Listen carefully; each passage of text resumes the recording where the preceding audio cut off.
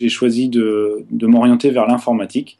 Et donc après un séjour de fin d'études en Finlande, j'ai été diplômé donc d'un master d'informatique. J'ai donc suivi deux amis qui montaient une start-up. La société, la start-up dans laquelle j'étais, se délocalise. Je recherche une entreprise qui soit de taille humaine, un poste d'ingénieur en développement mobile, avec une casquette de directeur technique. Je suis quelqu'un qui est dirigé par la passion, par la motivation. Donc si un projet me motive, je serai prêt à étudier la question. Ma plus grosse expérience, je dirais, c'est le langage Java. Donc j'estime mon expérience à peu près à 6 ans. J'ai également développé avec Objective-C sur iPhone, Objective-C et Coco au niveau du framework. Et donc là, j'ai une expérience de 4 ans. J'ai une tendance à être perfectionniste, aussi bien au niveau du code qu'au niveau de l'interface utilisateur. Je suis attentif et attentionné. Je suis dégourdi. Je ne sais pas où je serai dans 5 ans. Je vis plus au jour le jour en étant, on va dire, dirigé par mes passions.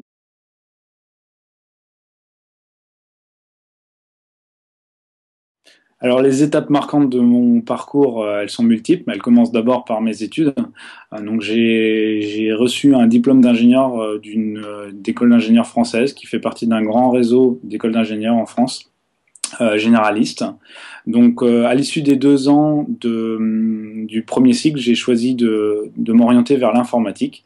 Et donc, après un séjour de fin d'études en Finlande, j'ai été diplômé donc d'un master d'informatique. À l'issue de cette formation, donc j'ai trouvé un stage dans une SS2I de taille moyenne, dans laquelle, à l'issue de ce stage, j'ai choisi de rester, puisque j'avais été embauché. Et au bout de 7 mois, je me suis rendu compte que l'approche service n'était pas forcément en adéquation avec mes attentes. J'avais plus une approche produit du travail de l'informatique. Et donc, à l'issue de ces 7 mois en SS2I, j'ai donc suivi deux amis qui montaient une start-up. Et donc, et on a réalisé donc cette start-up. Et au bout de 1 an, donc après avoir commencé à 3 personnes, nous sommes maintenant à 10 personnes dans cette start-up. Alors, je recherche un emploi.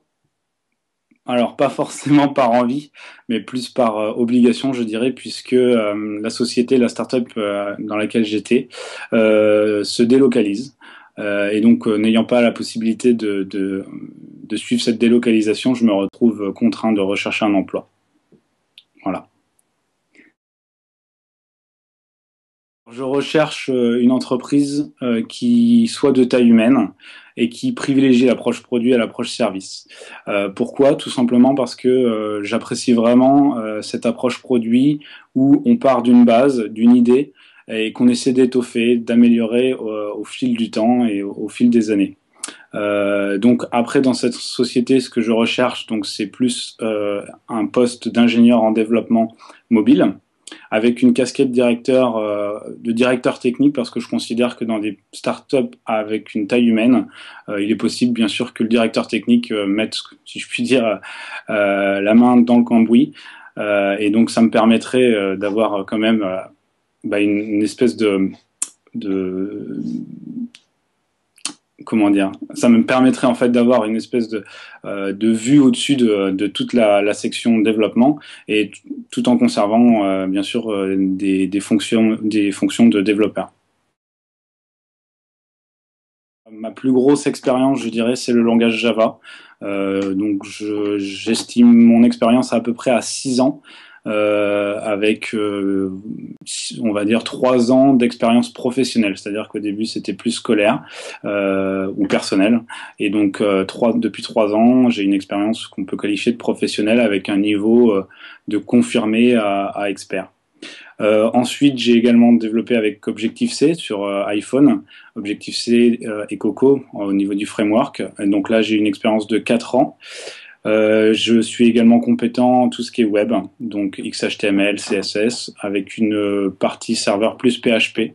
Mais Donc là, j'ai une expérience encore plus importante parce que c'était vraiment les premiers langages que j'ai pu utiliser lorsque j'étais à l'école ou de façon personnelle. Donc je dirais 7 ans à peu près d'expérience au niveau du PHP, de l'HTML, du CSS.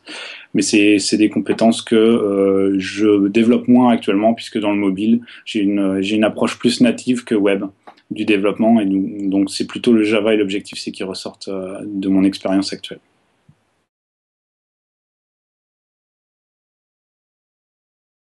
Les besoins de ce projet consistaient à développer une application faisant office de guide mobile événementiel, donc qui était destiné à des utilisateurs ou des festivaliers, par exemple des festivaliers pour des festivals de musique, des festivals de cinéma, ou des visiteurs lors de salons ou d'événements culturels, par exemple.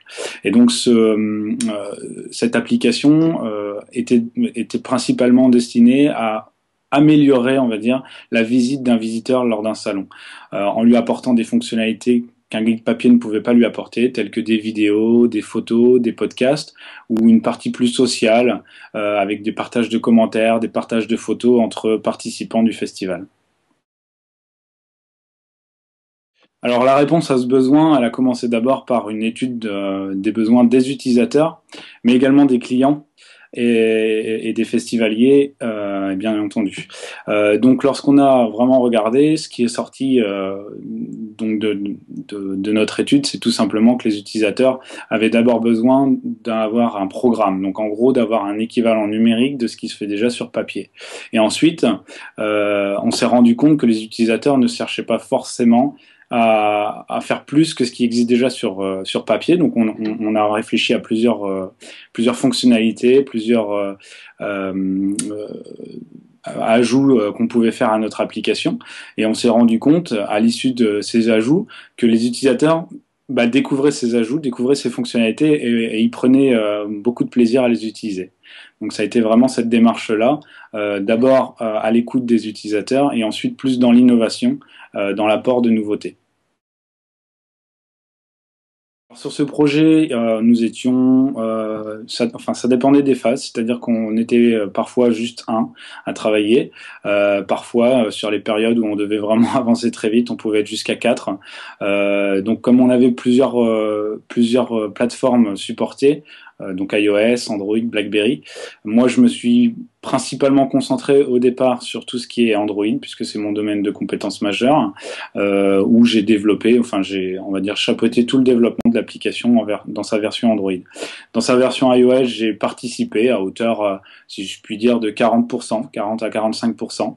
Et dans la version BlackBerry, qui est plus récente, j'ai plus regardé que participé. L'intérêt pour moi, ça a été principalement de faire partie d'une équipe qui partait de zéro, qui partait des besoins d'utilisateurs et des besoins de clients, et de développer autour de ces besoins une application, comme on dit, from scratch. Donc ça a été vraiment très intéressant pour moi en tant que développeur, puisque ça me permettait non pas d'être juste un simple développeur, ça me permettait vraiment de transposer les besoins en une véritable application et d'écouter les feedbacks des utilisateurs et de modifier l'application en fonction de ces feedbacks. Donc ça a été vraiment quelque chose qui m'a motivé. Ensuite, la deuxième phase, comme je le disais, ça a été de penser à des améliorations, penser à des fonctionnalités que les utilisateurs n'ont pas forcément en tête.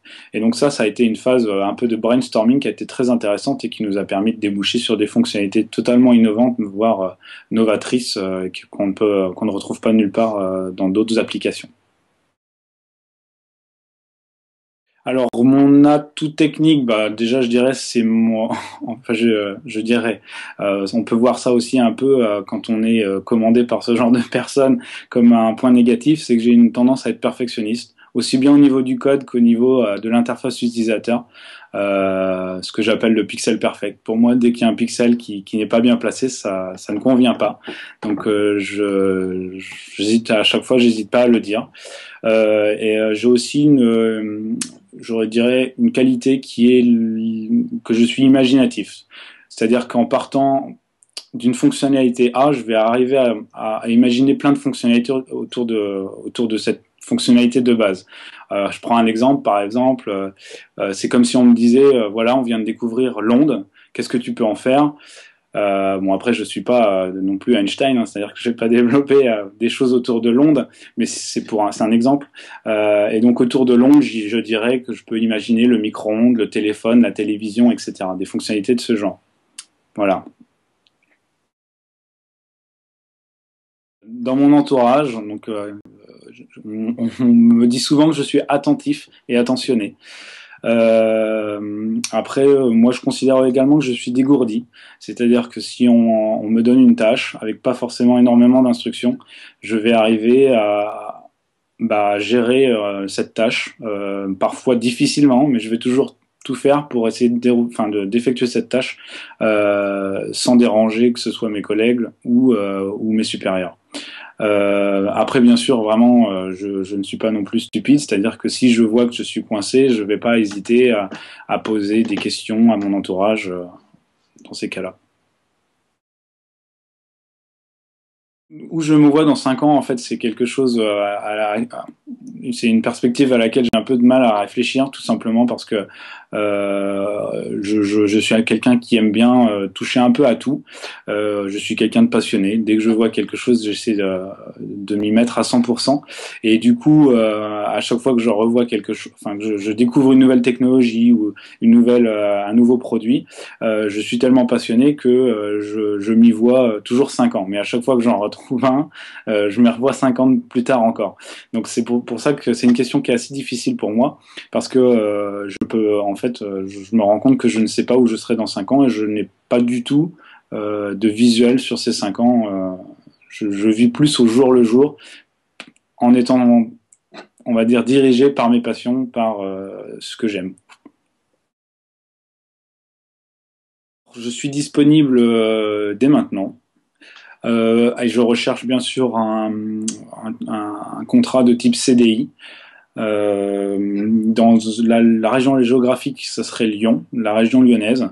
Et bien sûr, en fait, je ne suis pas fermé totalement au télétravail, mais pour moi, ça n'est pas possible de faire du télétravail à temps plein. C'est-à-dire, pour moi, je vois plus le télétravail à temps partiel. C'est-à-dire par exemple 2 jours en entreprise, 3 jours en télétravail ou inversement. Après, après, sur tous ces points-là, je suis pas quelqu'un de fermé. Vraiment, je suis quelqu'un qui est dirigé par la passion, par la motivation. Donc, si un projet me motive, je serai prêt à étudier la question. Merci. Merci à vous également. Ce fut un plaisir de participer à cet entretien qui est quelque chose un peu novateur également, puisque je n'avais jamais participé à des entretiens directement par Skype comme ça. À chaud, là, tout de suite, je dirais que c'est pas du tout aussi facile qu'on peut le croire. Donc c'est vrai que c'est assez difficile, mais en même temps très intéressant.